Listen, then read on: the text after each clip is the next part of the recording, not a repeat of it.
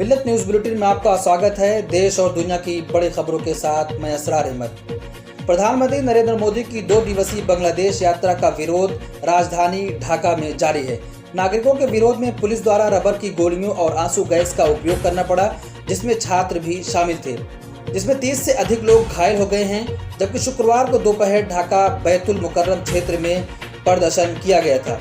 बांग्लादेश में मोदी विरोधी विरोध पिछले सप्ताह शुरू हुआ था, जब ढाका विश्वविद्यालय के छात्रों सहित हजारों लोगों ने इसमें भाग लिया था। बाहुबली विधायक मुख्तार अंसारी को सुप्रीम कोर्ट से बड़ा झटका लगा है। सुप्रीम कोर्ट ने पंजाब से अंसारी को उत्तर प्रदेश की जेल में ट्रांसफर करने का आदेश दे दिया है। सुप्रीम कोर्ट ने पंजाब सरकार की दलील ठुकराई कि यूपी सरकार जनहित याचिका दाखिल नहीं कर सकती।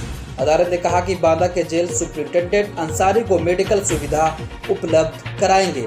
आपको बता दें कि 4 मार्च को सुप्रीम कोर्ट ने यूपी के बाहुबली विधायक मुख्तार अंसारी को पंजाब के रोपड़ जिले से यूपी में ट्रांसफर करने वाली यूपी सरकार की अर्जी पर कोर्ट ने अपना फैसला सुरक्षित रख लिया था। कोर्ट को अपने फैसले में तय करना था कि मुख्तार अंसारी को पंजाब के रोपड़ जिले से यूपी में ट्रांसफर किया जाए या नहीं। दरअसल मुख्तार अंसारी ने यूपी में ट्रांसफर करने पर कहा है कि यूपी में उनकी जान को खतरा है।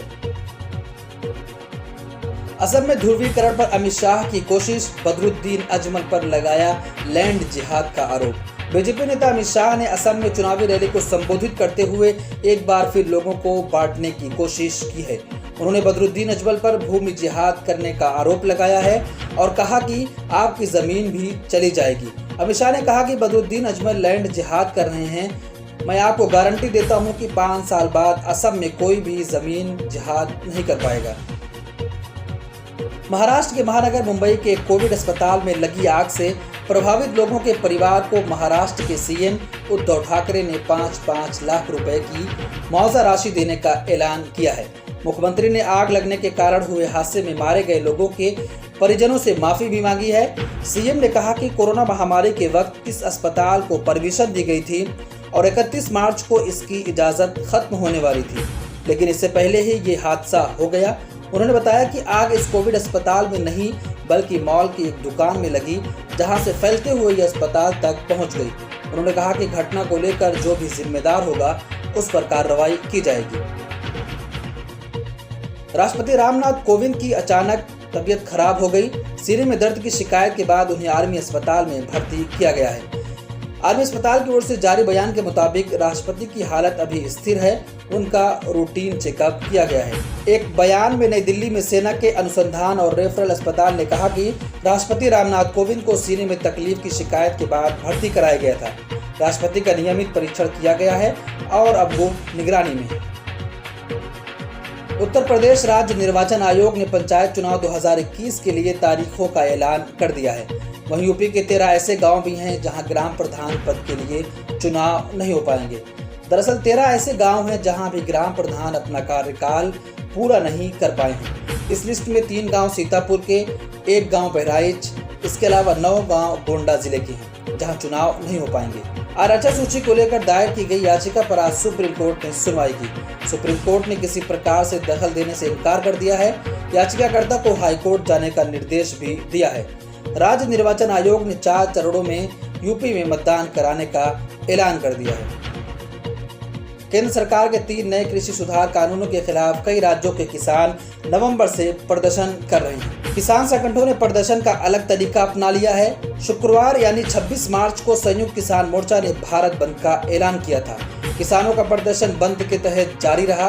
पंजाब हरियाणा में रेल सेवाएं भी ठप की गई थी। हरिद्वार दिल्ली हाईवे सहित देश में कई जगहों पर किसानों ने चक्का जाम किया था। राजधानी दिल्ली के आसपास कई इलाकों में किसान प्रदर्शन कर रहे हैं। किसानों ने सुबह से ही गाजीपुर के पास NH9 बंद कर दिया। इसके बाद दिल्ली पुलिस ने भी बैरिकेडिंग करके पूरे रास्ते को बंद कर दिया। हरियाणा के फरीदाबाद के चर्चित निकिता तोमर हत्याकांड केस में अदालत का फैसला आ गया है। फरीदाबाद कोर्ट ने मुख्य आरोपी तौसीफ और रेहान को उम्र कैद की सजा सुनाई है।